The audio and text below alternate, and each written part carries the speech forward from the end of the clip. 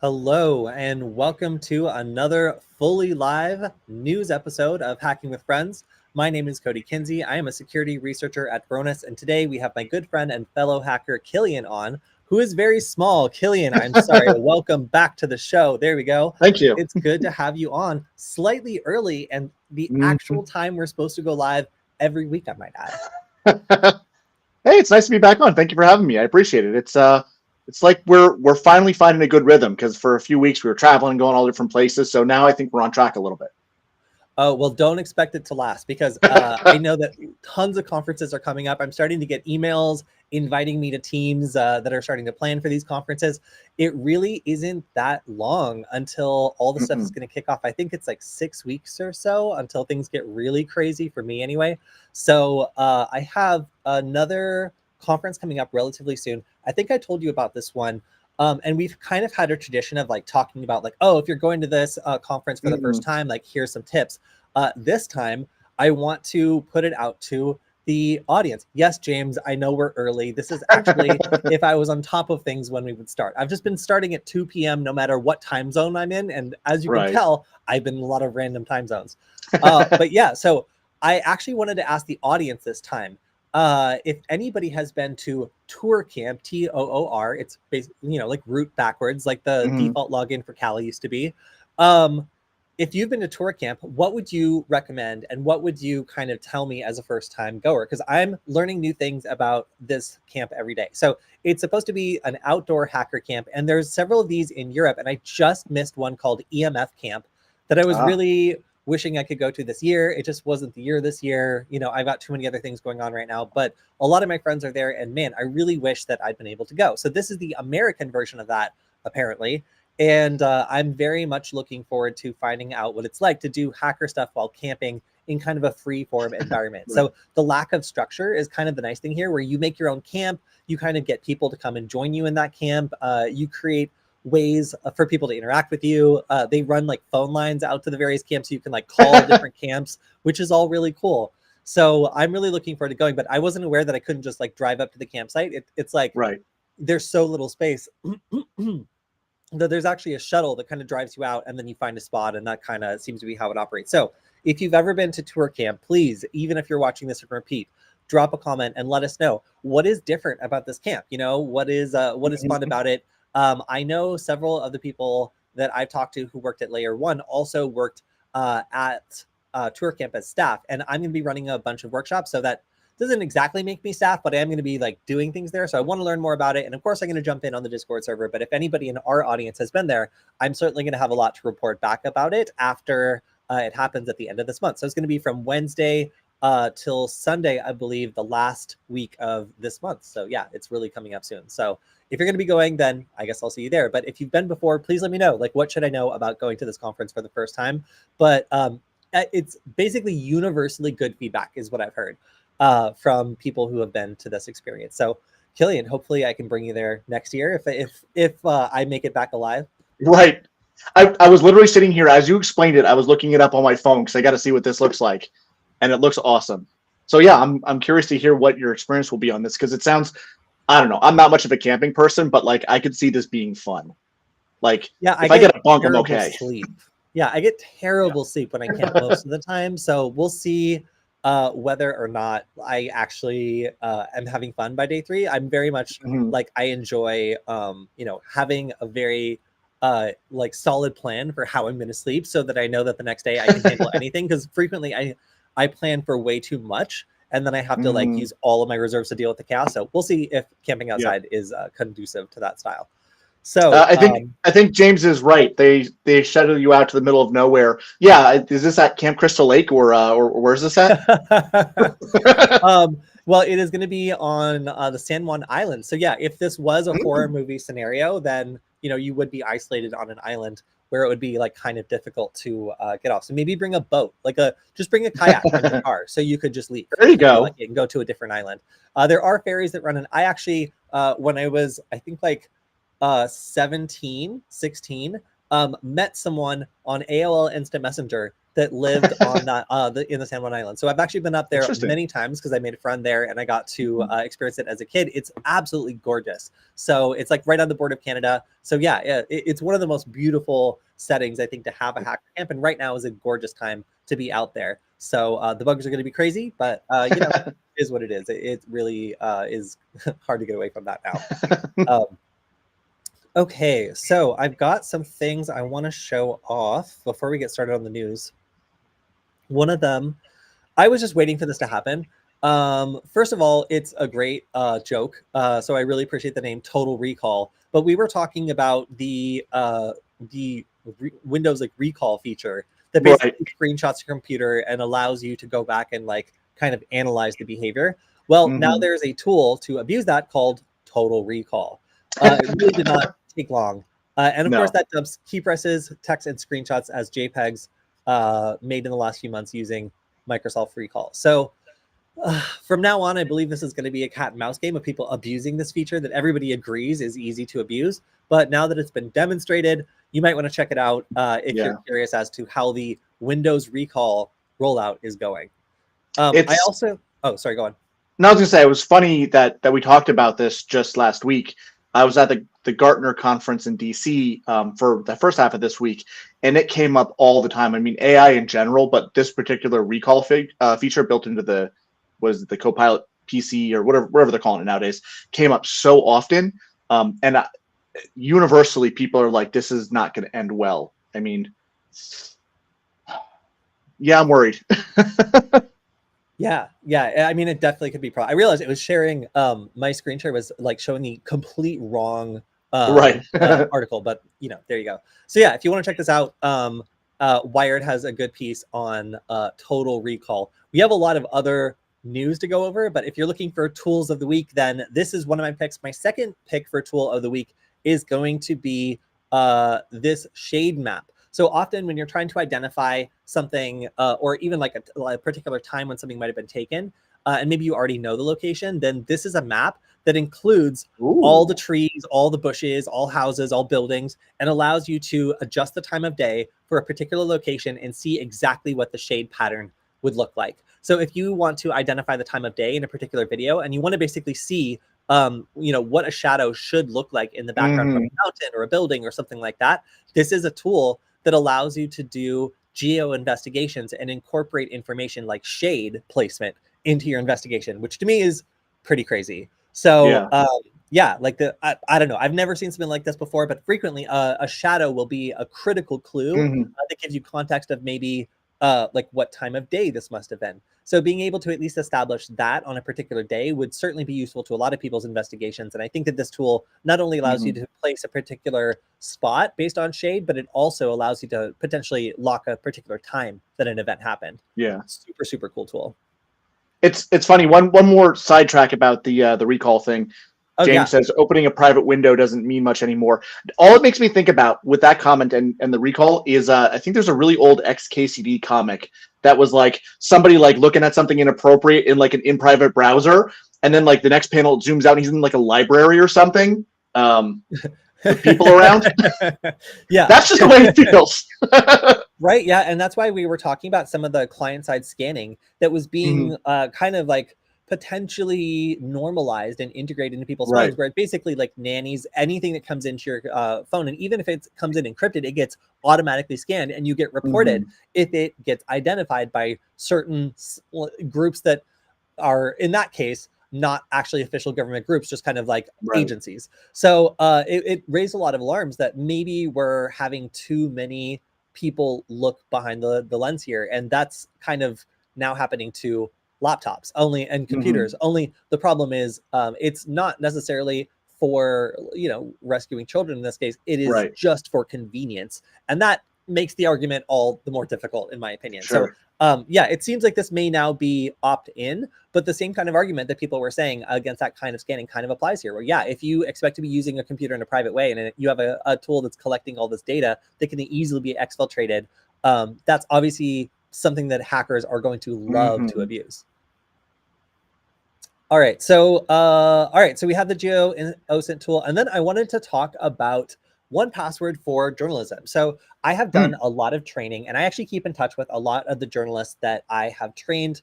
A lot of them are affiliated with the Norwegian Institute of Journalism. So if you are someone that I've done training with, or if you went to DEF CON with me a couple years ago, then hi, it's nice to still be connected. So you might have noticed that your 1Password account was recently frozen.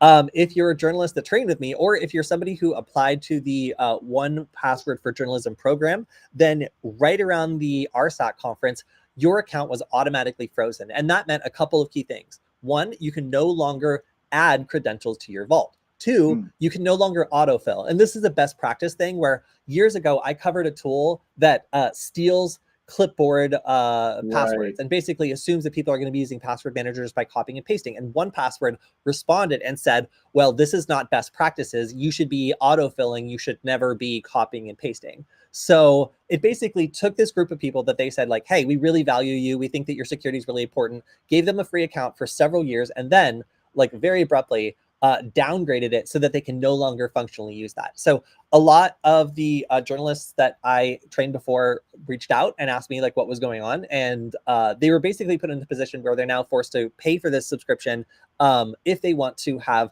a number of features that they were using, like the ability to share credentials between colleagues. So I reached out to 1Password around the time of the RSAC, and they responded that they were upgrading this program and they can get a 2-year free discount on 1Password individual, which has a bunch of differences, one of which is you can't share credentials. So if you're a team of journalists or if you're working on a team, it makes it a lot harder to work together on just about anything. So I asked whether or not this was there was abuse of this policy, or if like somebody was abusing it. So maybe there were too many free accounts being made, or like entire businesses were running off of it, and maybe that wasn't fair. And I also asked how people could basically proceed if they didn't want to pay for this, like if they could switch to another provider, and they just did not answer me on that. So I have to credit them. They did give me a response, but it kind of like evaded 2 of my questions about like how you can move on. So I asked people on my Twitter, and it's just like, hey, what is your favorite password manager that's open source? Because the solution here is like, if you can use an open source tool, then nobody can yank away the ability to securely use your password manager or add new secure passwords. And to me, like this felt kind of not so good. So in the future, when I'm doing journalist trainings, I'm going to be using a vendor neutral approach, or at the least I'm going to be using an example that's open source, so that it is maybe a little bit more confusing on setup and maybe not as feature rich, but still gives a consistent set of features that doesn't change over time. So that was really embarrassing to have to go back to a lot of the people that I trained and explain why their accounts were locked, because they thought that like they'd done something wrong or they were under attack. So little bit of a surprise from that. But anyway, there are options for people who are interested. I will say that Bitwarden was the #1 responder, and also Bitwarden itself responded to the look, Bitwarden itself responded to the thread. So I'm not one to endorse, but I will say for responsiveness, like someone tagged them and they just showed up. So I'm gonna follow them. Again, not an endorsement, but I have recently ended my friendship with 1Password, and I am now interested in a new friendship with Bitwarden, especially if it's something that is open source and journalists will have continued access to. So anyway, a little bit of a development on password managers, because I do recommend them for everyone, but previously, like I'd been recommending at least one for journalists. So anyway, we also have some news about DEF CON. So my team is going to be working with IoT Village, and we are going to be creating DEF CON badges that are LoRa badges. So you can see in this little screenshot, we all got together for the Layer 1 conference, and our friend Zach is the one who's going to be helping us out with making these badges. We're really excited because we've already got some fun prototypes. And we already have 1 out of the 3 sponsors we need to finish this project. The proceeds are going to help benefit IoT Village, which is an awesome space for learning hacking at DEF CON, and it's been around for a good long time. So if you want to check them out, You can see their tweet here. They have a contact if you want to reach out to them, and sponsor. That means that we get to do some fun stuff involving Meshtastic. So I've been doing some cool experiments. We talked about that on previous streams. And I, while flying around now, have been able to receive messages from like 200 kilometers away. I was flying over Fresno and I was getting messages from someone in Gilroy over by the coast. So the potential of this kind of stuff is super cool. And we're going to be making some fun badges. So check out IoT Village. They're going to be a lot of fun for DEF CON, and hopefully we'll be there doing a lot of cool stuff. All right, let's jump into the news. We've got a ton of stuff to cover. Do you want to go through the wildest stuff first?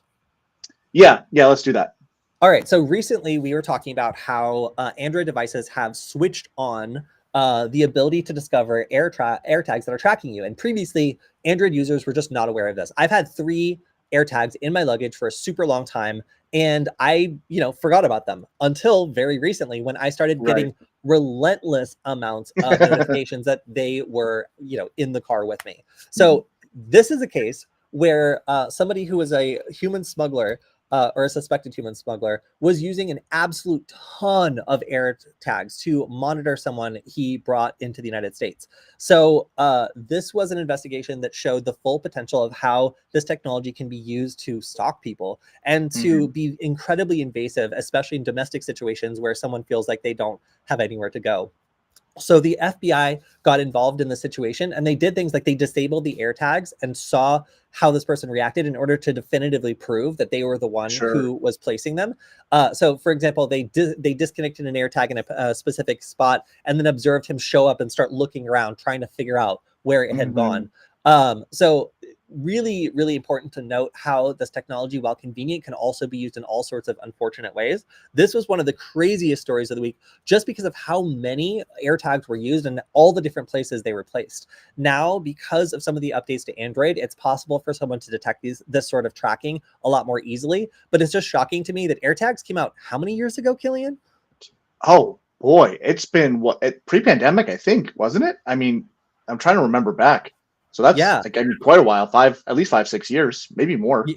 Yeah, it was really something that shocked me that up until a couple of months ago, it was not possible for like an Android user to be able to detect like this level of intrusiveness when someone was abusing the technology to follow you. So crazy story about how people have been abusing AirTags, definitely worth checking out, but hopefully a little bit less viable now that all major devices are detecting these trackers and should warn the user a little faster. I was wrong. 2021. I thought AirTags were out for much longer. I mean, still a few years, but wow. Yeah, I mean, in those couple years, I think a lot of people have found like AirTags in all sorts of like unfortunate and strange places.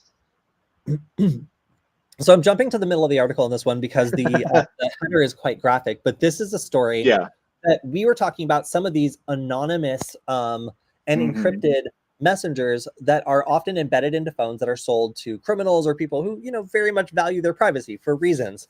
And this was a story by 404 Media talking about how someone was basically rescued by the fact that the encrypted phones they were using had been backdoored by the FBI from the start. So this story is incredible. Basically, what happened here was someone was kidnapped and they had this encrypted phone that they had, not recently been using for crime. It was a new phone that they had just set up.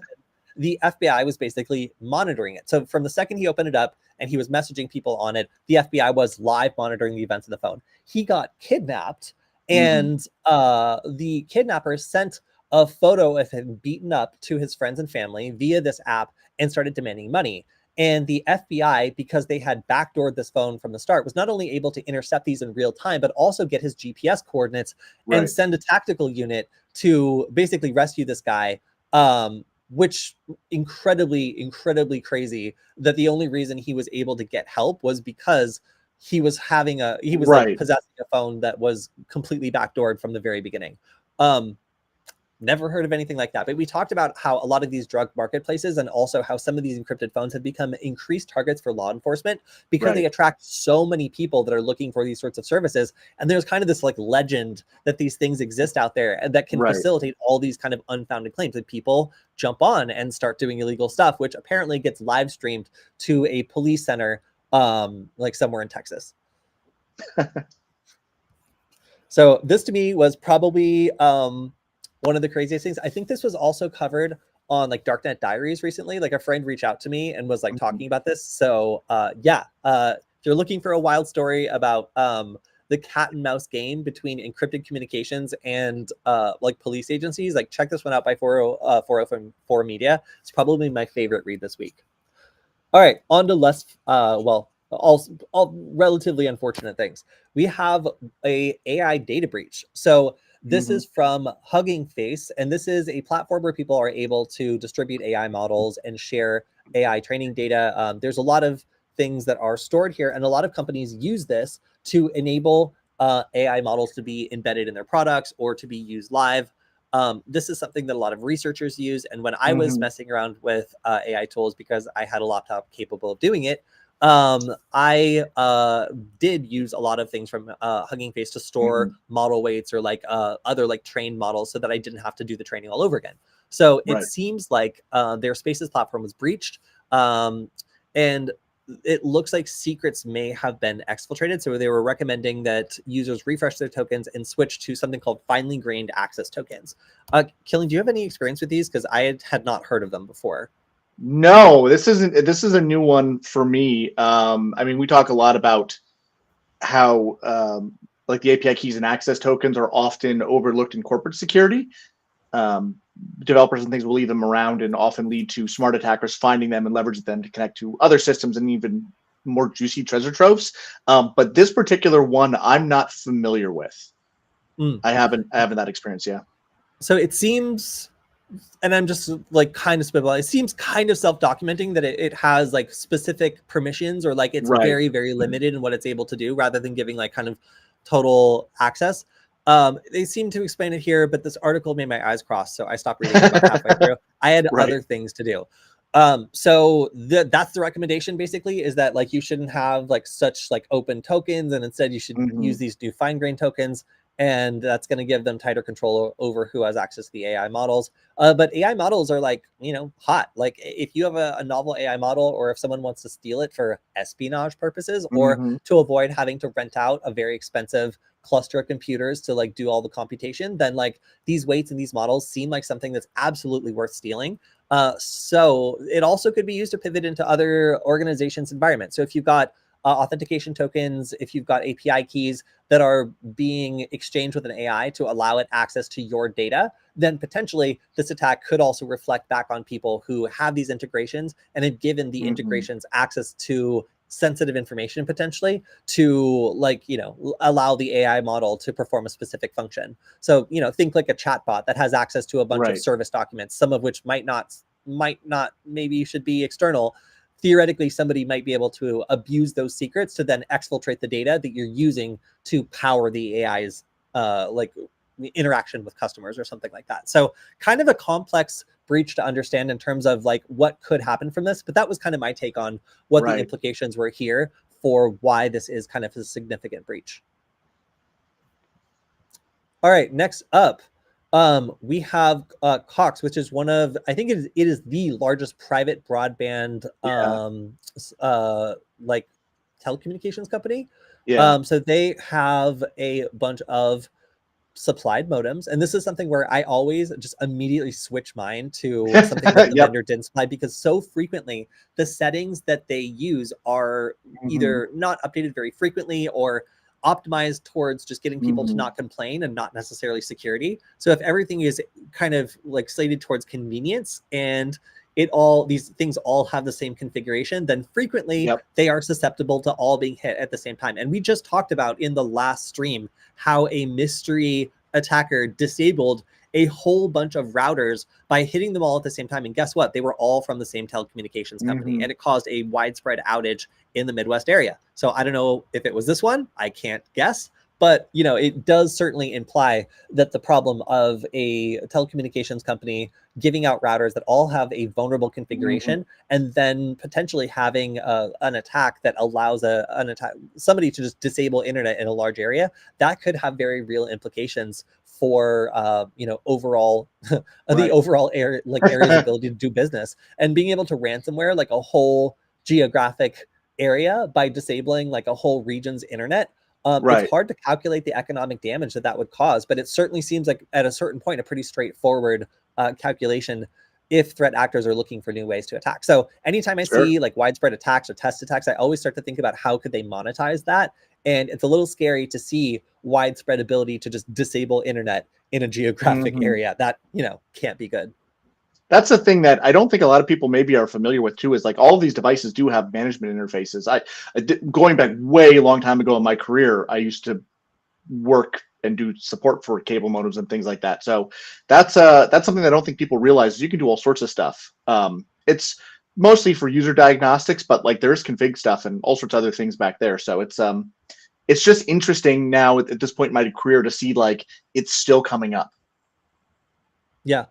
And I love routers as attack surfaces because it's like a, you know, it's like a game where if you win, you get free internet and you can use that internet for whatever you want. It's utility, you know, it's like, it's almost like you're stealing like power, gas, or anything else, where we see cyber criminals renting them out to basically like route traffic or do all sorts of like, you know, things that they can sell, like an anonymous proxy network that just rotates through commercial IP addresses that haven't been flagged. So these are juicy targets, and it's no surprise to me that these sorts of attacks are kind of accelerating and getting more sophisticated. All right, so we have some data executive firms convicted for helping fraudsters target the elderly. And this is something that I don't see very often, but Epsilon Data Management was apparently involved in not only collecting, enriching, and then selling this data to nefarious parties. They were apparently also aware that these parties were using it to push fraudulent scams on the elderly. So this was a scam that primarily targeted elderly people with worthless or junk opportunities that cost a lot of money and delivered pretty much nothing. As a result, they needed like highly specialized data to make them seem more reputable. And this company, Epsilon, happily supplied the scammers with all the personal information that they needed to conduct these scams, and apparently received some sort of kickback for it. So the scheme lasted for 10 years, resulting in hundreds of thousands of Americans losing large sums of money to fraudsters in what was essentially a targeted data-driven scam. So this information that has been scooped up by people from Facebook, all these other sources, and then been collected by these advertising firms or these data collection firms is now kind of out there for rent. And if people are willing to be unscrupulous about it, or if they've been offered a good enough deal, this data is definitely coming back to haunt people in the form of highly personalized, highly specialized scams that have a lot of information about you. So I guess my takeaway from this is, one, if you're in the United States, make sure you voice your support for a comprehensive data privacy bill, whatever it happens to be, so we can get rid of these type of mass data brokers. I mean, this is criminal on top of that, but the mass collection of data like this is it's enriching somebody, but it's not doing anything for the general population. It's only we're not even done talking about the customers who have been you know, screwed over by this type of data breach, because we have a lot of people who are getting free credit monitoring, actually millions of Americans who qualify for free credit monitoring this week. So it's kind of like, I feel like at a certain point, I'm like super Oprah, where I'm like giving away or at least notifying people that they've got free credit monitoring. But everyone in our stream this point has probably gotten free credit monitoring like 5 or 6 times by the amount of data breaches that we've talked about and how many millions of Americans are included in it. So if you're not, if you don't have free credit monitoring already, you're probably going to get free credit monitoring by the time we're done with this segment. So let's move on. All right. So the collection agency FBCS ups its data breach tally to 3.2 million people. And guess what? That includes their full name, social security number, date of birth, account information, and driver's license number or ID card. So if you're already paranoid, now you're not going to know if someone who's calling you is a scammer or someone who just happened to buy this data breach that includes detailed information about legitimate debts that you owe. Wow. Thanks. So data breach notifications have been sent out to these people directly. So expect a ton of paper to be wasted on this as well. And they are now at elevated risk of fraud and social engineering attacks, as somebody could simply pass this information through like ChatGPT and get customized campaigns based on all the information that they've stolen. And again, this is valid debt. So you're going to get people coming out of the woodwork claiming potentially to be a collection agency who then have every piece of information that collection agency legitimately has. So that's great. And guess what? You all now qualify for free credit monitoring. How great. All right, so we got 2 of these, and we're seeing them more and more, and I'm starting to think it's a trend. So major London hospitals have been disrupted by a ransomware attack, and this is including like pathology stuff, all the different like urgent blood results that you would need for like a poisoning or somebody having some sort of like complication that involves needing to analyze their blood quickly are not being able to be done because of this IT outage. So it seems like it's like this was the flash that they sent to customers, and it reads like a wartime telegraph message. Like it is tense to say the least. So integration, data innovations, DI inaccessible, therefore cannot send, receive analyzer info from any site. CITM inaccessible, therefore cannot receive analyzer info from inaccessible. Like it's repetitive and seems like almost like an emergency broadcast system, but that's essentially what is happening. These hospitals are obviously emergency centers, and being able to access data or get diagnostics quickly is part of their core function. So these are major hospitals that are involved now in this ransomware attack. And because it's like a tech company that seems to be supplying like services to these hospitals, it makes it complicated because threat actors will maybe not go after a hospital directly, but instead go after a company that has lots of data and potentially has hospitals as either their exclusive or maybe just one of their customers. This is the kind of incident that draws transnational like coalitions of police to go after like specific ransomware groups. So I hope it was worth it, because this is not a quiet attack. This is how you achieve like maximum stars on the ransomware gang scene. So if you like what would be goofy here is if like a low level ransomware affiliate just like signed up for their first campaign and pressed go, and the thing automatically just attacked like the largest like human cost target it possibly could, and just saddled them with like an incredible police response. So we'll see what happens. Obviously, this is one of the most unfortunate things that can happen, because once medical data is encrypted, or if diagnostic services are down, it certainly makes it very difficult for them to provide the services that are critically needed. And there's only so much capacity when multiple hospitals are affected by the same ransomware attack. All right, next up, speaking of unfortunate ransomware affiliates buying things that they barely understand, the V3B phishing kit is out and being promoted on Telegram channels. And this is something researchers are keeping an eye on because it lowers the bar for who can get involved in these relatively sophisticated scams. These are major financial institutions in Ireland, the Netherlands, Finland, Austria, Germany, France, Belgium, Greece, Luxembourg, and Italy being targeted. And even advanced two-factor authentication bypass is supported in some of these kits. People are paying between 130 and 450. I'm sure that's converted from euros, depending on what's purchased. And it features advanced obfuscation localization options, meaning it can pop out of like localized VPN tunnels. So frequently this will be something that's paired with like a VPN service or a proxy service that makes it look like I said, like maybe you're coming out of a vulnerable internet service provider's like customer's router that somebody hacked into and set this up. So it makes it very difficult for somebody to be able to tell that you're not incredibly close to where you're supposed to be. And typically these geo-fenced warnings will tell you, okay, this person's in Australia, you live in Germany, maybe they shouldn't be logging into your bank account if you just logged in yesterday. But if you're popping up in a nearby village, it's much harder to identify that is a threat, instead of, maybe somebody just traveling a couple of miles. So this is a highly sophisticated tool that's being sold for a very low cost. And it means that people can go after one of the most valuable assets that most people have on hand, their banking credentials, to just drain their account. So be on the lookout for these sorts of things. It's apparently built on highly obfuscated JavaScript on top of custom CMS to evade detection by anti-phishing and search engine bots. So it really does seem like something that, at least on the phishing scale, people are going to need to watch out for. And this applies to organizations as well, because certainly putting your business's banking information into one of these would allow for a lot more than one individual's bank account.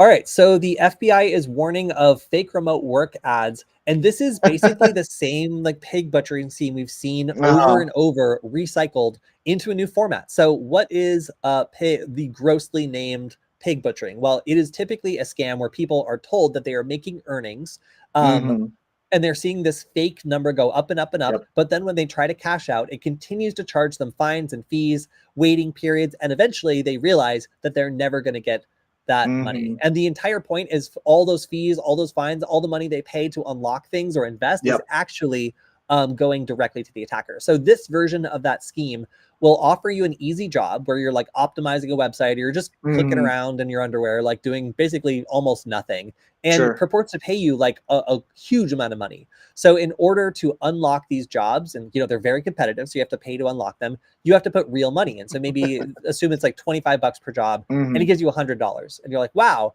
you can unlock another one. That was so easy. And then you spend another 25 and another 25. And pretty soon you've spent $400 on unlocking these jobs. And now you have like $7,000 worth of work dollars that you've accrued, and you're ready to cash out. So it charges you maybe a fraction of that. And then it says that your bank is charging a fee, and you have to wire this last amount. And at that point it's like denied. And then your account just gets deleted. That's it. That's the whole thing. You just spent like, $500-$600 on a scam, worked, admittedly doing a nonsense task, and then there's no paycheck for you. And they can also say that you're going to get paid in like 30, 60, or 90 days and continue to scam that person, all the while just taking their money. So be on the lookout for these scams. The FBI is warning about it. And again, same scam, just recycled, and something that has been a popular scheme for a long time. All right. This is a pretty short one. TikTok fixed a 0-day bug that basically allowed someone to take over a high-profile account by simply opening a DM. So you didn't need to click on anything. Just opening that DM was enough to give that person control over your account. They fixed it relatively quickly, but this was a pretty shocking one. And anything that is high visibility like this and allows someone to take over an account with lots and lots of views allows them to push scams and schemes, and that's typically what it's used for. But obviously that's sort of like 0 day is pretty rare. So seeing one at TikTok, we don't see that every day, but they fixed it relatively quickly. So I have to say, like at least in this scope, it doesn't seem like it was as bad as some of the major Twitter breaches that I remember, where like really high profile accounts were hijacked and used to push like cryptocurrency scams. Right. All right, so Kali Linux 2024.2 was released. It's got 18 new tools, and let's go through a couple of them. So we've got Auto Recon, which I'm excited about. It's a multi-threaded network reconnaissance tool. I bet it sounds loud as hell. Like I bet that you get noticed immediately. So if you fire this one off at work, expect to have a conversation with IT. Coercer, automatically coerce a Windows server to authenticate on an arbitrary machine. That sounds fun. That's interesting, We have a Python rewrite of sharp, whatever this is. Command line utility for searching and downloading exploits, get exploit. Oh yeah, I like that.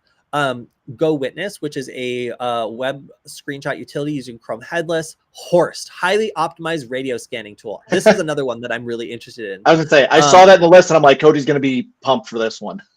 Oh yeah.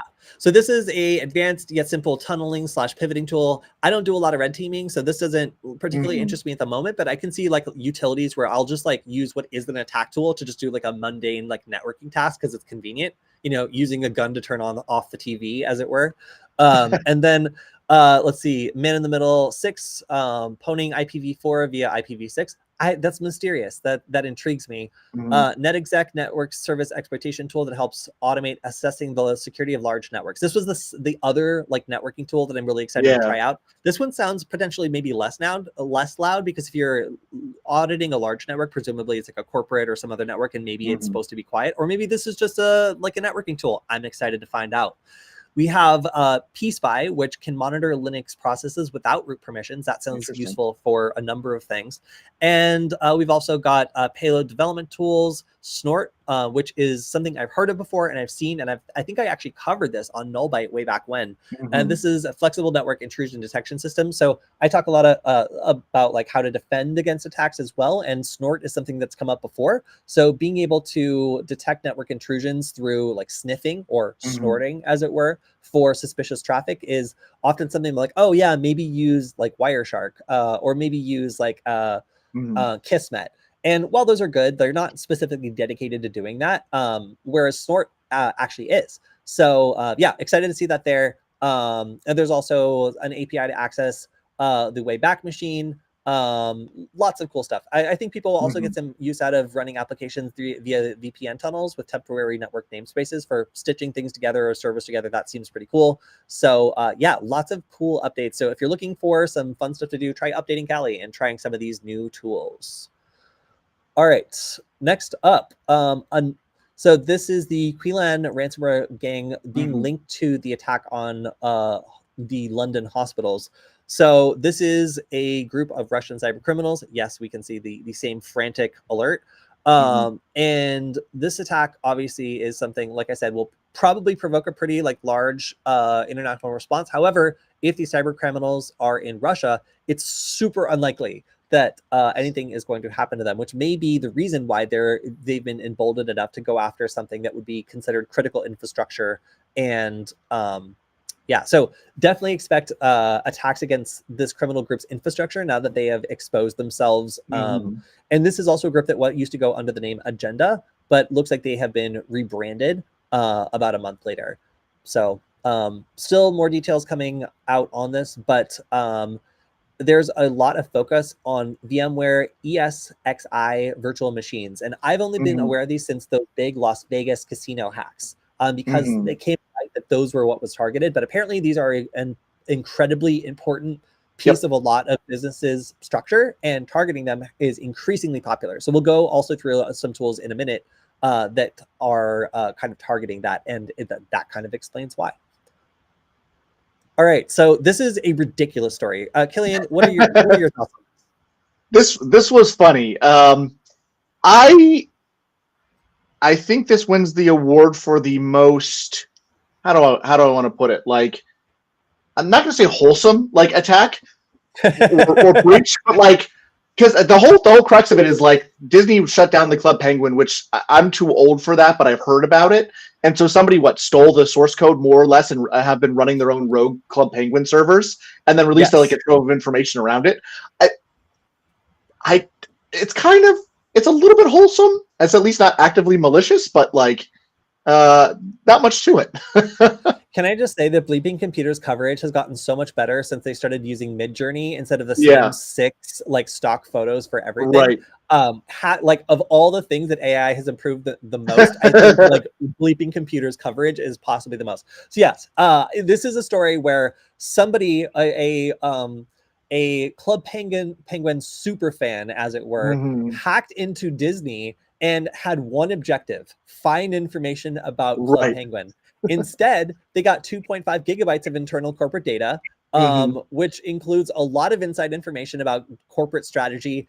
And somebody just dumped the internal Club Penguin information in a 4chan message that merely said, "I no longer need these," smiley face. Sure. Of all the data breach announcements, this one was particularly interesting. But these PDFs covered a lot of the old internal information about Club Penguin, which had design schematics, documentation, and character sheets. And this roiled the community. They loved it. It really got them excited and riled up for more Club Penguin. I missed this. It's not something that I participated in, but people who love Club Penguin are K-pop fans. They are very, very serious, and they will mount internet campaigns, apparently, that can take down even major corporations' security. So apparently, yes, they were able to breach Disney's Confluence servers, and they store a bunch of documentation. They end up with 2.5 gigabytes of corporate strategies, advertising plans, Disney Plus, internal developer tools, business projects, and internal infrastructure. This also included internal API endpoints and credentials for things like S3 buckets, which certainly seems like something that somebody who wasn't interested purely and only in Club Penguin would be interested in. So fortunately, our attackers today were merely the militant wing of the Club Penguin fan group, apparently. However, it could have been much worse. So definitely something worth keeping an eye on. Again, sometimes the most unlikely of threat actors emerge. And in this case, the Club Penguin breach was an unexpected blow to Disney corporate security. Bleeping Computer contacted Disney multiple times and has not received a reply yet, but I'm going to be checking back on this because I'm sure at some point they will get around to addressing the, as we're calling it, Club Penguin breach. You know what? All I can think about is the end of Batman Returns, where the Penguin has his little penguin army with the little cute rocket launchers on them. That's what I picture going down here. All right, so next up, we've got check-in terminals being used by hotels that are able to be hacked. So this is a very simple bypass. You basically type a single character, and it goes out of kiosk modes and allows you to just provision your own keys. So you want to go into someone else's room? No problem. You want to access the sensitive information of other guests? No problem. These are very, very convenient terminals that allow basically anybody access. Yeah, just I love it. I love it. Yeah. So I always get nervous with these like self check-in things, especially when they seem like dusty and like third party or something. But this just makes me feel like I should be even more careful, because apparently the researchers reached out here and the majority of these have not been fixed. So if you're staying in a hotel that uses these, you might want to mention it, for one, because they might not be aware, because the company that is operating them may not have told the hotel owners. Apparently there were also some hotels in Germany that are also vulnerable to this. So a statement wasn't immediately available to Bleeping Computer, which is not surprising if they have not responded to the researchers exposing this vulnerability. So this is the second hotel-related vulnerability we've talked about in a couple of months, because there was also that really severe vulnerability that allowed people to take a valid key and make other keys to get into other rooms. And that was not fixed for many, many, many years. That was a vulnerability that was there for like 12 years. So that's also pretty crazy to learn about. All right, so we have more updates on the Snowflake saga. So a lot of people are asking questions, and of course, we did some of our own coverage on this attack last week. So the reason why for all these questions is a lot of Snowflake customers are coming forward and saying that they have data breaches. And this is now Advanced Auto Parts joining the group of companies who've said that they've been breached. This is 3 terabytes of data, which includes 380 million customer profiles with the name, email, mobile number, phone, address, and more. 140 million customer orders, 44 million loyalty/gas card numbers with customer details, auto parts, part numbers, sales history, employment candidate information. So that's going to be internal company information, secure social security numbers, driver's license numbers, and demographic details and transaction tender details. Stunning amounts of information that could be used to do all sorts of cybercrime, or just accrue very, very detailed information about all these people. So 380 million people is a lot. It is a lot. So if you're looking where some of these automated campaigns in the future are coming from, the groundwork is being laid for some truly fantastic cybercrime campaigns in the United States here with the scope of these data breaches. And it seems like a lot of this data was stolen a while ago and is now being leaked as part of the campaign to pressure these companies. Either they didn't pay the ransom, or they paid the ransom and then didn't get the result they wanted. And now these threat actors are breaching the data anyway. So again, lots of questions being asked here, and 3 major security companies have come out alongside Snowflake here to, 2 major companies have come out and said that these were companies that were targeted because they did not use MFA. The credentials were stolen by info stealers, but it was not something that happened at Snowflake, and that there was a breach at Snowflake, but it was not something that contributed to these breaches. I think again, it was like a demo account or something, wasn't it? I think that's what Snowflake said, was a demo account that got breached. Yeah, so if I'm to imagine the scenario, then it makes sense to me that somebody, like a group of threat actors that decided to go after Snowflake, would attempt to go after the main company while simultaneously going after their companies with the weakest security. And this is the result that we might see from like maybe some companies with a problem with their integration, or like that hadn't updated to the most recent security settings. So that's why some of the earlier messaging around like, we're pretty sure that this is not the result of misconfiguration or vulnerability. This is customers that like did not enable MFA against our recommendations. That's what you get when you don't enable MFA, I guess was kind of the message here. So still though, a lot of companies kind of included in this breach. And I've seen some news headlines, like Wired was running one that said like the Snowflake data breach could be the biggest data breach in history or something. And honestly though, it doesn't take too many huge customers involved to be the biggest data breach in history, like when you count them all together. So obviously there have been some like really big ones in the recent past, but this is one where still very surprising, and a lot of people involved in this who are now getting free credit monitoring. Congratulations, everyone. 380 how many people even live in the United States? 400 million something? And 380 of them included in this breach potentially? Oh wait, okay. Let's see. So United States, Canada, Puerto Rico. Okay. So it's not just the United States, but I was going to say, if it's 380 million customers in the United States, that's worrying. All right, next up, we have a Linux version of target company ransomware focusing on VMware's ESXi. How interesting and convenient that Right. the exact same thing that has been used to target major companies is now being included in new variants of ransomware. Wonder why they did that. So this is the development we kind of expected to see based on just the stunning results from those casino hacks last year. Mhm. So you can definitely expect that, this is going to be something that's built into future ransomware variants. And this is the first evidence we've seen of that, or at least the most recent evidence we've seen of that being ported over to Linux-based ransomware.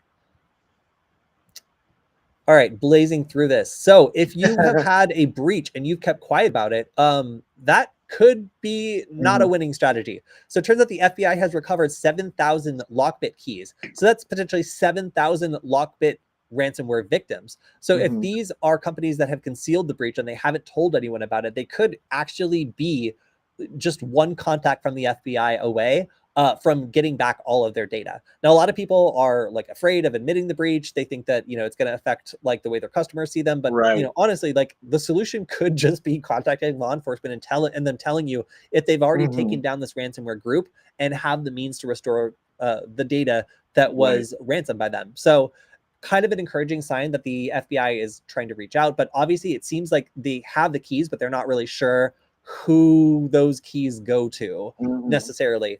I don't know if that's obfuscation on the attacker side or if the FBI is just waiting basically for these companies to confirm it. But it certainly seems like a useful result of some of these prosecutions and some of these takedowns if they're able to actually help companies that have been hit by ransomware and just need the keys to speed up their recovery.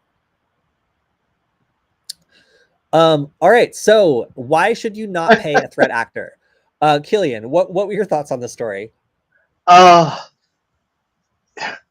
They're cyber criminals, people. Like, they're clearly not in it for the moral good or, to take the high road. You're dealing with criminals. Like, it's gonna happen.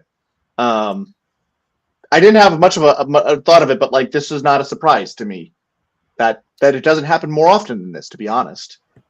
Yeah, so a threat actor basically stole data here and threatened to publish 3 million rows of stolen information, including phone numbers, customer addresses, login information, home addresses, and other details. And in this case, PandaBuy chose to pay them to not leak that data. So this was a exploitation attack where they're like, listen, like this is going to cause embarrassment to you and your customers are going to find out. So just pay us and we can keep it quiet. So they said yes, and maybe they said yes too quickly. I don't know what it was, but something about it made this threat actor willing to risk their reputation to like basically cash in and say like, we want another one, like, pay us again or we're going to leak this data. So at that point, obviously the company was like, no, like, okay, the deal's off. Like that doesn't make any sense to us. And now it looks like that information is being leaked. Plus the threat actor has made a handy sum on top of that.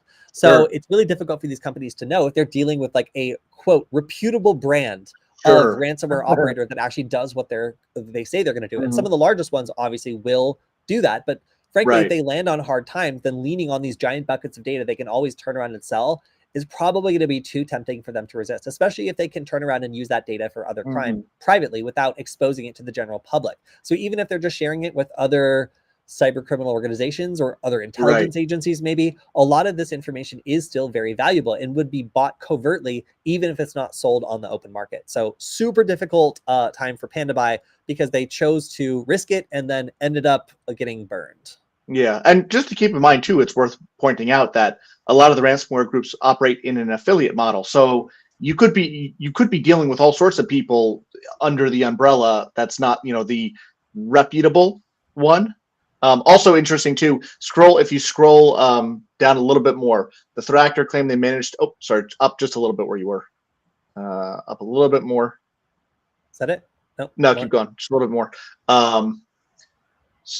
Exploiting critical vulnerabilities and PandaBuy APIs. More APIs here. So protect those keys. Keep an eye on that. We're seeing that more and more, that attackers know that these are built for data exchange and communication. That's exactly all they do. So if you don't have good authentication on them, if you don't have good operational security around your tokens and storage and your API keys, hackers are going to exploit it, or if it's just, you don't vulnerability scan them. Yeah.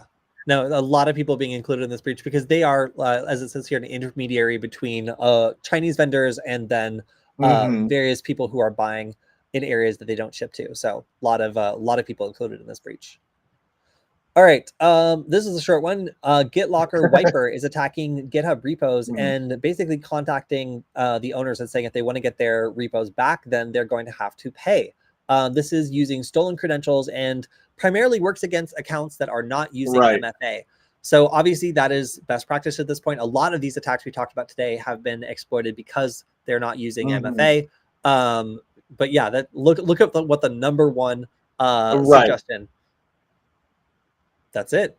So yeah, all these are good suggestions, but really MFA would have prevented this here. So be on the lookout for this, and definitely backups are going to be something that you're going to want if you're an organization that's using GitHub and worried about this sort of attack.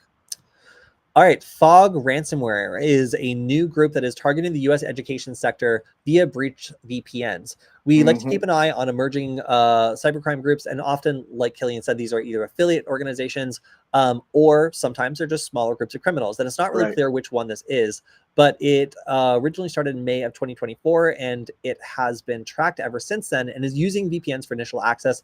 This is stealing VPN credentials, phishing VPN credentials, and then managing to log in and do pass the hash attacks to get administrator account access, and then do all sorts of bad things with, great Hyper-V. More virtual machines being targeted with ransomware.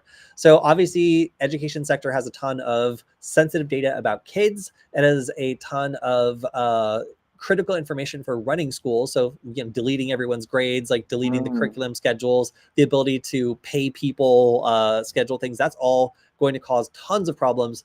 And schools being as integrated as they are now, like these are juicy targets that probably at a certain point have to decide at what point it's just worth it to pay the threat actors. So it's interesting to see all the different industries that are now being targeted very specifically by threat actors that are good at exploiting a specific sector and just kind of stick to that.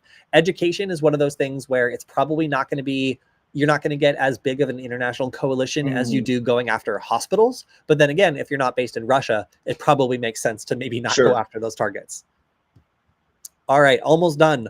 So Ukrainians are saying that hackers are abusing SyncThing to steal data. And this is an interesting, like living off the land kind of attack, where people are using a legitimate data sync tool to automate data exfiltration once a attack has gained initial access. So they're basically saying that if you detect any sort of contact with the SyncThing infrastructure, you should just assume that that endpoint is breached and begin an investigation. Unfortunate for anybody that likes using SyncThing, but it is certainly a convenient tool for data exfiltration and a good guideline for people who are looking to defend against this specific attack. All right, and last today, wow, that was a short loop. Los Angeles Unified School District investigates data theft claims. So this is LAUSD investigating threat actors' claims that they're selling stolen databases containing records belonging to millions of students and thousands of teachers. Now, this is difficult to know also because there was a previous data breach, and the LAUSD is not sure whether or not the information is either from a new breach or from the previous breach. Now, often these threat actors will recycle the data and say it's something new and try to extract a victim, like another victim payment, or like a copycat might reformat the data or enrich it from another source and then purport it to be like a new data breach. So it's really difficult, I guess, to know that.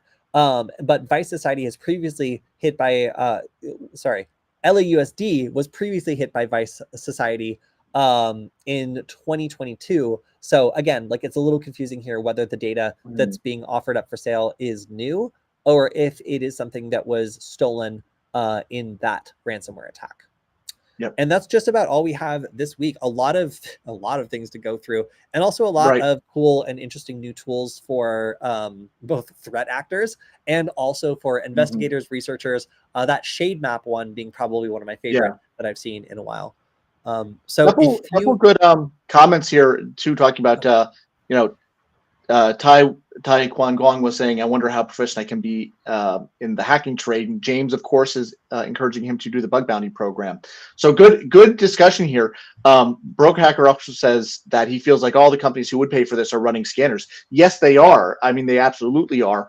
But the difference is taking a novel approach. I know, like, Salesforce is something that we have security researchers looking at. It's a product that we cover from a security perspective. We have researchers finding new and novel things in there all the time. And Salesforce is just how many billions of dollars, do they make? Like, they have money for security research, but we still find things. So don't let that dissuade you. If you're passionate about a certain area of security, try a bug bounty program. Like, try doing research in that area. Certainly better than going to the dark side, please. Yeah, and finding safe and legal ways of testing these things out, like deliberately vulnerable servers or things that are meant for education, like that's really where you get to get your hands dirty and use some of those like cool new tools I was talking about Kali Linux offering. So if you're interested, like learning some of the basic tools that are used all the time, learning them in a safe and ethical environment, and yeah, just trying to like stay relevant, like with the stuff that's happening and kind of learn along with the things you hear mentioned all the time. That's kind of how I got started, and I think it's a good entry point for just about anyone. Cool. Oh, Broke Hacker says he saw me at RSA, but I seemed busy. You should have come by and said hi. Hey, trust me, Kilian would always appreciate somebody from the show coming over to say hi, rather than talking to some random business person at RSA. Not that we don't love that, but we love the break, and frankly, we feel like we hang out with you guys like twice for Kilian once a week, but for me twice a week. Every week. So it's like, like at a certain point, like we should have a conversation. But next shot we'll be at Black Hat and DEF CON you'll be at for sure too. So if you're there, come say hi for sure. I'll keep my eyes out. Yeah. And also some encouragement to try out bug bounties. Like, I think that CTF's bug bounties, like anything that allows you to use the tools that you would be using in a professional environment and feel more comfortable with them. Like that's really the trick here. A lot of people hyper focus on tools and get really interested in how they work and want to like try them out in an environment where they actually get to, shoot the cyber gun. And I love that. I think it's really fun. It gives people the excuse to do a deep dive on some of the things that might be a little difficult to learn out of context. And, like hopefully if you can find a good and ethical way of doing that, you can learn a lot of this stuff and demonstrate that you can do these things in the context of, a CTF or a bug bounty. All right. I think that I stared at you and left. Oh, well, I remember you. All right, cool. Cool. All right, everyone. So I think that that's just about all the time we have for today. Normally we would just be getting started, but it's nice to do this a little bit earlier. We have a peak of 138 people on the stream today. Nice. So hello to everyone in various places. If you didn't hear me before, I was also going to ask if anybody in the chat has gone to tour camp. That's just root backwards in the San Juan Islands. It looks like I'll be going for the first time this year, and I would love to hear about your experiences. Did you like it? What would you recommend? What should I bring? Is there anything I shouldn't bring? Let me know. So if you're going to go also, please let me know. It would be great for you to say hello. You can also just stare at me and leave. That's fine too. We love that. But yeah, it'll be a lot of fun. And I'm certainly looking forward to maybe meeting some people there. But if not, then also, as Kilian said, we will be at Black Hat and I will certainly be at DEF CON. And again, if you didn't see, you can check out my Twitter where I'm talking about the IoT Village DEF CON badge, which should be a lot of fun. So if you like radio stuff, if you like IoT, if you like hacking things over long distances, then definitely check that out. And if you know someone who's down to be a sponsor, then send them our way. All right, so that's all we have for this particular episode of Hacking with Friends. Man, we covered a lot. Upcoming hacker conferences, some cool new tools, a lot of news. If you had any questions, if you didn't understand anything, or if you think we missed something, feel free to leave a comment on the video on Security Forward, and I try to go through them and answer them while they're respectful every week on Wednesday. And aside from that, I saw some negative feedback from me loving my federal stickers. But hey, I have to say, I've been complaining about this computer for a couple years now. It's kind of on its way out, and I have a new one. And based on the amount of feedback I got saying that it was sad to see a hacker that liked the Fed stickers, look at what I did. I made a new one that has so many NSA stickers on it. So I definitely had a little bit of a reaction. I have 1, 2, 3, 4, I think 5 different NSA stickers, but also a lot of CISA stickers, like I promised to do. So I said on my sticker showdown that I was going to put all those stickers to good use and that you would see CISA on my laptop, and I'm pretty proud of this one. So of course you see one of my favorite Veronis is in there. So I did this in about 45 minutes upon this computer arriving. I got this ThinkPad for like $400 off eBay, and it comes from an unknown source.